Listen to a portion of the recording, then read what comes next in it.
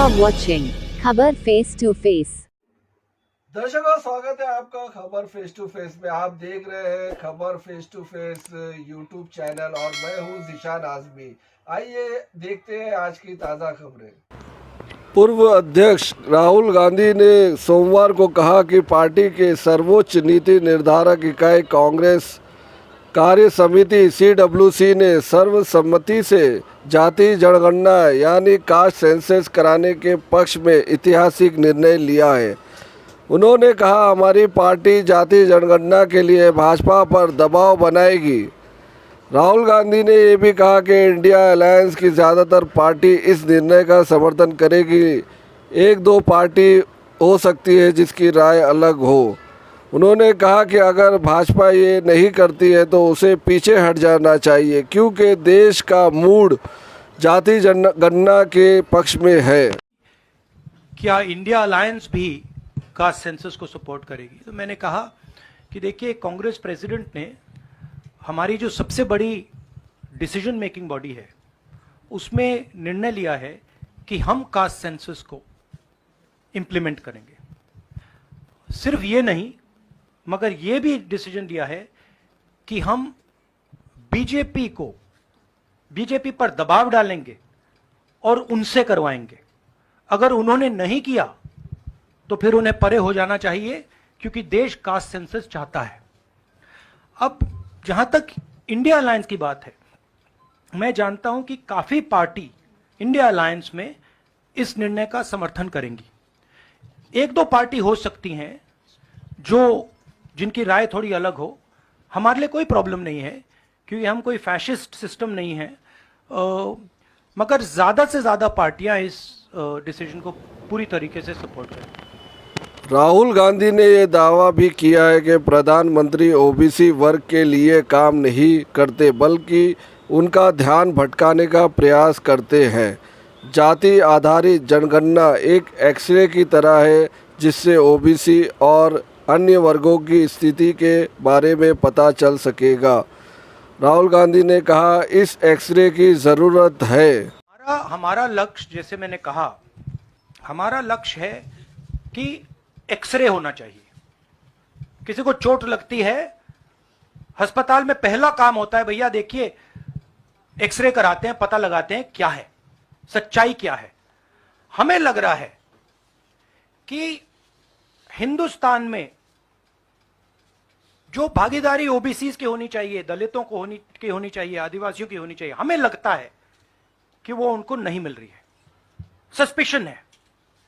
अब हम सिर्फ ये कर रहे हैं कि हम एक्सरे कराना चाह रहे हैं, देखना चाह रहे हैं कि क्या ये सच्चाई है इसमें या नहीं। नरेंद्र मोदी एक्सरे कराने से क्यों डर रहे हैं? इसमें लोगों को बांटने की बात नहीं है। इसमें जो हक लोगों का है उनको देने की बात है। अब मुझे यह बात समझ नहीं आ रही कि हिंदुस्तान के जो प्रधानमंत्री हैं एक्सरे क्यों नहीं करा रहे हैं, एक्सरे करने से क्यों डर रहे हैं। और जहां भी जा रहे हैं, आप नोटिस कीजिए, कहीं ना कहीं डिस्ट्रैक्ट करने की बात कर रहे हैं। कभी डिलिमिटेशन की बात कर रहे हैं, कभी कुछ और बात कर रहे हैं, कभी साउथ इंडिया की बात कर रहे हैं। मगर एक भाषण में नरेंद्र मोदी जी ने यह नहीं कहा कि देखिए, जो राहुल गांधी ने कहा है 90 अफसर जो हिंदुस्तान को चलाते हैं उसमें से 3 लोग सिर्फ ओबीसी वर्ग के हैं। यह सच्चाई है, यह सच्चाई बीजेपी ने एक्सेप्ट की है। और उनको सिर्फ 5% बजट पर कंट्रोल है। यह प्रधानमंत्री अपने भाषण में नहीं बोल पा रहे हैं। क्यों? क्योंकि उनका लक्ष्य कुछ और है। उनका लक्ष्य डिस्ट्रैक्शन का है। और आप देखना, डिस्ट्रैक्शन करने के बहुत और तरीके निकालेंगे आने वाले समय में। एक के बाद एक डिस्ट्रैक्शन करने के तरीके दिखेंगे आपको। कास्ट और धर्म की बात नहीं है, यह गरीबी की बात है। हिंदुस्तान के ओबीसी, हिंदुस्तान के दलित, हिंदुस्तान के आदिवासी और हिंदुस्तान के गरीब लोग, इनके लिए यह काम किया जा रहा है। आज क्या हो रहा है, 2 हिंदुस्तान बन रहे हैं, एक अदानी जी वाला और दूसरा सबका। कास्ट सेंसस साफ दिखा देगा कि हिंदुस्तान में लोग कितने हैं, कौन है, और हम वहां नहीं रुकेंगे। उसके बाद इकोनॉमिक सर्वे होगा तो हमें यह भी पता लग जाएगा कि कितने लोग हैं, धन किसके हाथ में है, धन कहां है, एसेट्स किसके हाथ में है। और फिर जैसे मैंने कहा, जो एक्सरे हमें, और मैं कहता हूं शायद इसमें मेरी भी गलती है, जो हमने पहले नहीं किया उसको अब हम पूरा करके दिखा देंगे, क्योंकि इस एक्सरे की जरूरत है। अगर हम नया पैराडाइम, नया डेवलपमेंट का पैराडाइम चाहते हैं जहां सबको न्याय मिले, उसके लिए हमें कास्ट सेंसस करना ही होगा। मुझे लगता है हम इन चुनाव में बहुत अच्छा करेंगे। मिजोरम में मैं अभी जा रहा हूं, काफी पॉजिटिव माहौल है और जनरली लोगों में गुस्सा है। एक दो कारण है, बेरोजगारी, महंगाई, और जो इनइक्वालिटी बढ़ती जा रही है कि अदानी जी जैसे लोग अमीर होते जा रहे हैं, देश के पूरे एसेट्स उनके हाथ पड़ रहे हैं, और किसान हैं, मजदूर हैं, वो गरीब होते जा रहे हैं। ये सबको दिख रहा है। तो इसलिए हम प्रिपरेशन कर रहे हैं। कास्ट सेंसस हमारा फाउंडेशन है, मगर जो राजस्थान में इन्होंने हेल्थ केयर के लिए किया वो हम नेशनल लेवल पे करने की सोच रहे हैं। जो किसानों के लिए ये कर रहे हैं, जो इनका सोशल सिक्योरिटी का स्ट्रक्चर है, वो हम इसको नेशनल लेवल पे इंप्लीमेंट करने की प्लानिंग कर रहे हैं। हमारी सोच है कि जो नरेंद्र मोदी जी और बीजेपी ने नफरत, हिंसा और डर का विजन दिया है, हम देश को मोहब्बत, रिस्पेक्ट और भागीदारी का विजन दें। और मुझे लग रहा है कि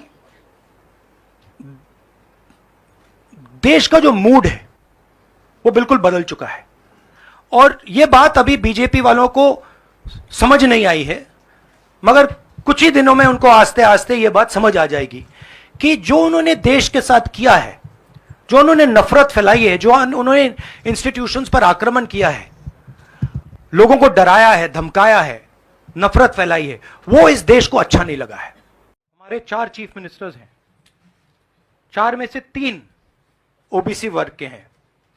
बीजेपी के 10 चीफ मिनिस्टर हैं, 1 ओबीसी वर्ग के हैं, और वो भी कुछ ही दिन में चीफ मिनिस्टर नहीं रहेंगे। तो बात बहुत होती है ओबीसीज की, मगर नरेंद्र मोदी जी को यह बताना है कि ओबीसीज के लिए आपने किया क्या। मैंने पार्लियामेंट में उदाहरण दिया कि 90 अफसरों में से 3 अफसर ओबीसी वर्ग के। नरेंद्र मोदी जी ने उसके बारे में कुछ नहीं बोला। उन्होंने यह भी नहीं बोला कि हां यह गलत है, उन्होंने बोला, एक शब्द नहीं बोला। मतलब उनके लिए यह एक्सेप्टेबल है कि हिंदुस्तान में जिनकी शायद 50% आबादी है अप्रोक्सीमेटली, उनका सरकार को चलाने में कोई भी हक ना हो। तो ये तो सच्चाई है, रियलिटी है। प्राइम मिनिस्टर सीधा कह दें कि हम कास्ट सेंसस का डेटा रिलीज कर देंगे, प्राइम मिनिस्टर सीधा कह दें कि अगला सेंसस कास्ट बेसिस पे होगा, वो कह ही नहीं सकते, क्योंकि प्राइम मिनिस्टर सचमुच में ओबीसी वर्ग के लिए काम नहीं करते हैं। प्राइम मिनिस्टर का काम ओबीसी वर्ग को डिस्ट्रैक्ट करने का, ओबीसी वर्ग के ध्यान को इधर उधर करने का है। जो सच्चाई है कि ओबीसी वर्ग, दलित वर्ग, आदिवासी वर्ग को कितनी भागीदारी मिल रही है, उससे डिस्ट्रैक्ट करने का पूरा सिस्टम बना रखा है आरएसएस ने और नरेंद्र मोदी जी ने। और नरेंद्र मोदी जी उनके मेन इंस्ट्रूमेंट है, मतलब सेंट्रल औजार हैं। उनका यही काम है कि भैया ओबीसी की भागीदारी ना हो, ध्यान इधर उधर जाता जाए।